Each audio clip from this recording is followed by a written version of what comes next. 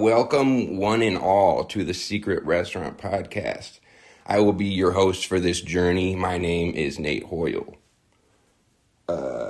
Exciting mail day today, or actually Saturday, this weekend, because I got my copy of Gab Magazine, issue 2, which I've been looking forward to. I was actually lucky enough to have one poem in it, and I was looking forward to seeing what it's like. It's kind of like, I think kind of the idea, it seems like, was nostalgic towards the sort of magazines that people used to read, like in high school, back in my day for sure, back in the 2000s, and then probably earlier than that. But magazines like teen magazines, I can't really remember the names of them. I think one of them was called 17. Maybe another one was called Cosmopolitan, although I might have totally made that name up because I didn't actually read them back in the day. Never once in my life did I read any teen girl magazines. No, actually, I think one time some of my friends back in high school showed some of the boys what they were like, just to get our impression of it and take pictures of us reading them to mock us. But yeah, it's this Gab magazine. I believe it's a entirely Chicago-based magazine, if not just partially based, because I don't know all the people who put it together. But it seems like it's primarily Chicago-based, and it's in print, which, of course, is one of my favorite things ever invented. So I was pretty excited to see what this copy looked like. And I gotta say, it's pretty exciting. I mean, there are a few things that this magazine I can tell is kind of not for me or whatever, not printed for me. But that doesn't mean that I can't enjoy it. But it is kind of a recurring thing where I'm made to feel like kind of old or whatever. I mean, the issue is coming of age thematically, in which when I'm reading a lot of the articles, it seems like a lot of the people reflecting upon their growing up has a lot to do with cell phones and technology and stuff. I got my first cell phone, that was a flip phone, when I was in 8th grade, so there's a lot of saying stuff like, when I was growing up, when we were kids or whatever, if we needed to be stimulated with our minds, we would have to go outside and just see if we can, find any cool ants. Or you got to go on the sidewalk. You got to trace the sides of the sidewalk, and then usually you can find a parade of ants that you can look at a little bit. Or if you have a juice or a soda or something, you could take a little bit of the soda, you pour it onto the sidewalk, make sure it gets on the sidewalk, otherwise you won't be able to see it. And then you leave, do whatever, and then you come back, and then there'd be a shitload of ants there. And you could look at them a little bit. That's kind of what we did. Dude, I remember one time I saw this ant, and it was carrying another ant, on top of a raisin or something. It was they were both alive too, and one of them was carrying an ant on top of a raisin. It was crazy, dude. And so you do that for a little bit, and then your mom would open up the door and be toss you a quarter or something, and be well, you gotta go down to Old Man Jefferson's drugstore. You gotta pick me up some produce for the week. And you don't want to because you're kind of busy, but you gotta go down. She's and I want the change back because you better not be buying any funny books or any chocolate sodas or anything like that from Mr. Jefferson's bar. But I would never really want to do that because, the second I get down the street, Spiky McCallahan, him and his gang of misfits would be always on the corner just causing trouble. And it kind of, I had to take the long way around to avoid them. But I was wondering what type of hair gel he used. It was super fucking cool. Anyway. But yeah, I've been flipping through this Gab magazine. It's pretty entertaining, pretty fun. One of the first, there's a ton of art. There's art just about on every page, I think. And then the writing, I like it because it's in columns, but they're slim columns, and the font is kind of bold, so it's pretty readable. I feel like sometimes when I try and read a magazine with columns, it's like kind of excruciating. Like, how am I supposed to spend 20 minutes on one page of like the New Yorker or something? You need the stimulation of flipping the page. I think that's important to feel like you're accomplishing something. But these ones, that's not the problem. I really liked how it was set up. Some of them even have like 4 columns on a page. They're slim columns with like bold font, and I felt like I could zip through them pretty easily. I feel like this podcast is just slowly me revealing that I'm mildly dyslexic. But that's a cool thing about it. So I am trying to encourage everyone to pay attention to this magazine for sure. I believe you can follow them on Instagram at gab.magazine. And then the name of the magazine is Gab! It's the second issue, and you can probably find it online if you put a very small amount of effort into it. So keep on the lookout for those. I feel like it makes me feel like I'm being lazy with my own press for sure, and I have not been doing hardly anything. I do have just got some stuff I'm going to be receiving for the next pizza that it's just not done yet from writers, or I don't know what they're going to send me.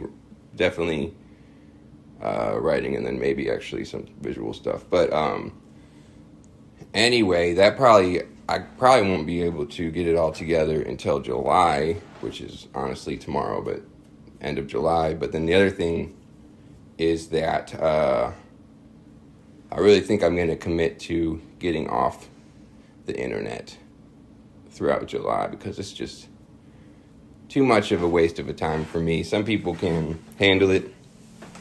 Some people check their Instagram when they get home and then put their phone down and it's out of their mind, but that is not the type of person I am. So I'm going to try and stay off Instagram for sure, and then probably YouTube, and just see what happens and how my life might improve if I do that.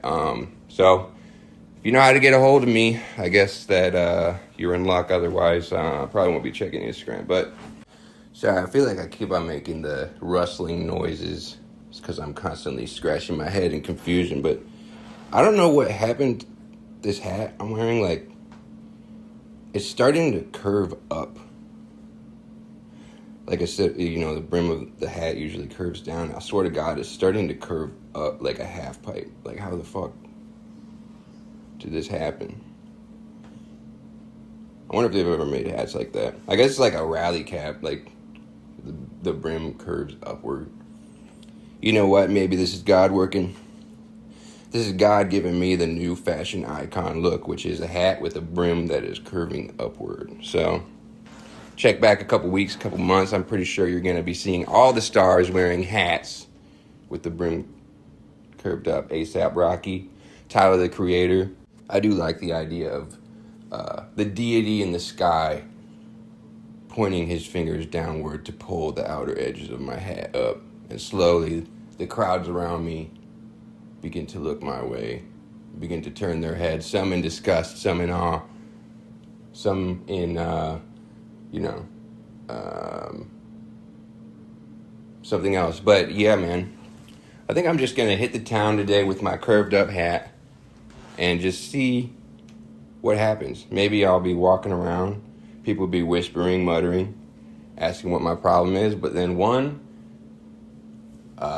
progressive-minded individual who can see the future of business will see me and go, oh my God, I think that guy has figured something out about the future of fashion. Well, it's playoff season, and as we all well know, that means the stars are coming courtside.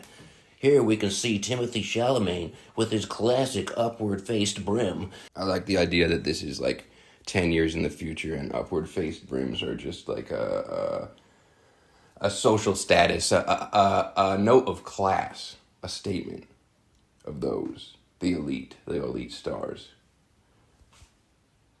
Timothy Chalamet was last seen wearing the upward-faced brim at the Met Gala last year, where he was heralded as being one of the best dressed. Haven't really been reading that much in the stuff that I've talked about, so not too much literature to talk about, but I did fall into a terrible wormhole on the internet. So for 3 years since 2022, I had successfully avoided paying any attention to that Johnny Depp and Amber Heard trial, because it was just sad or whatever. But for some reason, the algorithm on YouTube has started creeping those videos back in, and then I was on YouTube and I saw that they had Netflix, and I saw they had a documentary, and I was like, God damn it! Like, I guess I'm gonna be looped into this now. Which 3 years later, it seems like it's not as harmful to be speculating about a trial that's supposed to be kind of private, but or actually, I guess I don't know if it's supposed to be private because it's defamation, so it was already kind of public. But the documentary I'm watching, it's honestly half of the footage. It's a 3-episode miniseries. Half of it is about how social media influenced the trial, or disrupted the trial, or whatever you want to call it, and how people were covering the trial, and it almost swayed public opinion.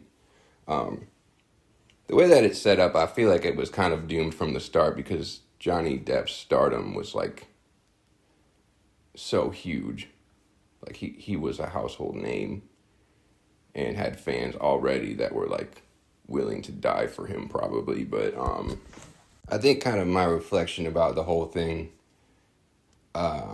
is that it probably was none of our business in the first place. But that being said, I don't think that I could like honestly pick a side in it, because it just seemed like the whole thing was just so tragic, and it was just like two people who should never have gotten married. But I'm not a lawyer. I don't know anything about law or whatever, but just my speculation about the trial, I think just talk about both sides of it. Firstly, Amber Heard, because I'm assuming people will assume that I'm on Johnny Depp's side or whatever. It was just sad because, like, there were so many things. Like, you got to understand, like, Johnny Depp, despite his, like, persona, and despite how we see him, like, he literally is, like, an action star. Like, he was filming Pirates of the Caribbean, which is, like, a physical movie. Even if he's not doing the stunts, he was doing physical acting. He's an action star, essentially. And it seemed like kind of when they were alone together, he was out of his mind. He was completely fucked up. And that probably is not a place that you could feel safe, right? It's definitely not a place you can feel safe. And then I feel like so much of that got kind of pushed out of the way just because the trial it already was about, like, discrediting the defendant, technically, which was Amber Heard. And so I feel like so much, and then this documentary, it talks about the explosion on social media covering it and how kind of cruel people were, and then also how influential people were, which it kind of came down to the question of whether or not she was lying. But the reality is, like, whether or not she was lying about some things doesn't really take away from the fact that she was in a mutually just, like, bad relationship. Like, I don't think anyone on earth would want to be married to someone that's, like, completely wasted all the time. Like, that's kind of a given. But anyway, like, then the trial was about, like, defamation, because they were saying that she lied about him hitting her or whatever. Which brings me to my other side of the argument. Like, watching this documentary now, I did not kind of realize how much evidence towards Amber Heard herself being abusive towards Johnny Depp there was in the trial that I feel like people don't really talk about. Like the worst thing, and you can watch the documentary, like the worst thing kind of that happened was there was like allegedly a moment where she either like threw a glass vodka bottle at him, or at the very least she shattered it like on the counter beside him or in his direction, and it literally cut part of his finger off. And then she was like, he had to, like, there was evidence that he was bleeding like all over their house, and he said he was like locking himself into rooms, like to get away from her. And so when you look at the footage, like there's drips of blood all throughout the house, in the rooms, all that. And then it showed his finger, and it was basically, they thought he was going to lose it. And people don't really talk about that, I don't think. And I know, like, the end result of it probably ultimately was that people hate Johnny Depp. Some people hate Johnny Depp, and his career was affected by it, but, you know, Amber Heard kind of had to disappear. So regardless of all that, you know, the end result was, like, definitely probably in Johnny's favor either way. I just found that, like, people didn't really talk about that, you know? Like, there were other instances where she, like, hit him, or he said she hit him. You know, the whole trial was, like, people denying things. So, like, also, once again, I'm just, like, a person watching it on TV 3 years later. But they both were saying they were hitting each other, and then there wasn't really a lot of denial on the defendant's end in that regard, except for the glass bottle thing where she says, I don't remember. Or at first maybe she described it as she threw it on the ground. And then, like, they asked her if she threw it at him, and she's like, I can't remember, which is kind of like, doesn't really look that good. But, and then it seemed like everyone was talking about, like, the turd in the bed the whole time. Like, that was the thing that made the big impact, was, like, the silly thing, which is kind of, it was just a tragic ordeal, and kind of also a study on humans and voyeuristic, some people's voyeuristic draw towards other people's pain. I think that's probably what the big extent of it was, other than the fact that Johnny Depp was already a huge star. It was like a theater for some people. Like, they wanted to see someone suffer. Or really, two people suffer. Two people were suffering. Oh, what a happy thing to talk about. Yeah, but social media, I guess that's just another example of it. I saw, like, a reel where, like, some dude was on one of those scooters, and he, like, clearly, like, either broke his leg or he, like, shattered his knee or something. And the person filming it just switched the camera back to film themselves reacting to it. And then there was another person in a car, and they were just sitting there, and the dude was, like, laying on the ground screaming. The fuck is wrong with people, man? You know, I think it's probably best to just get offline, see where the world takes me. This will be the last time that you ever hear of Nate Hoyle's Instagram experience ever again. The journey ahead will be a long one, and it will be lonely at first. But soon salvation... There was my Catholic school creeping in. Soon salvation, soon the salvation will find you in the heavens above. Amen. People around here probably already think I'm crazy, so I shouldn't be screaming fake prayers. All right, so I forgot to tell you what day it is, and then I'm going to wrap it up, but I don't know the date, so... Actually, I guess I did. It's June 30th. Monday, baby. And then the throwback episode, I also don't know, so hang on a second. Looks like that little doozy is from October 4th, 2024. So, I hope you enjoy it. And I hope that you never forget it. And I hope one day in the future, once you haven't thought about it for a long time, suddenly, perhaps you're on the city bus, or perhaps you are driving your car, and suddenly a memory comes back to you of October 4th, 2024, the Secret Restaurant Podcast. All right, goodbye, take care. Goodbye, take care, goodbye. Goodbye, take care, bye-bye.